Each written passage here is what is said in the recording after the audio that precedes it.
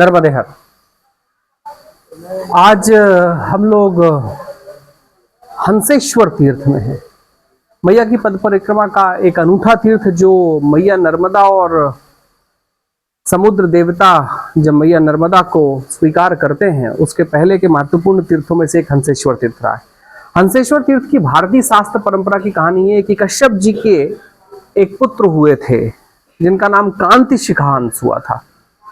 कांति शिखा हंस को ब्रह्मा जी ने अपने वाहन के रूप में स्वीकारा था। एक बार की घटना है जब ब्रह्मा जी किसी यज्ञ में जाने के लिए तत्पर हो रहे थे, लेकिन कांति शिखा जी उनके समक्ष आए।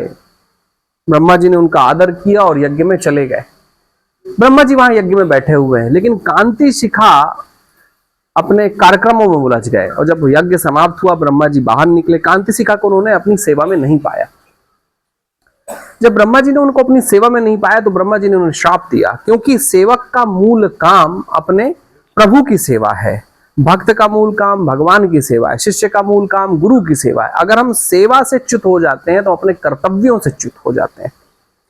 तो चूंकि हंसेश्वर कांति नाम के जो शिखा थे, चूंकि वो अपनी सेवा से पीछे हो गए थे, वो कहीं किसी कोई कहानी है कि कहीं पर कोई झगड़ा चल रहा था, उसको देखने के लिए चले गए थे।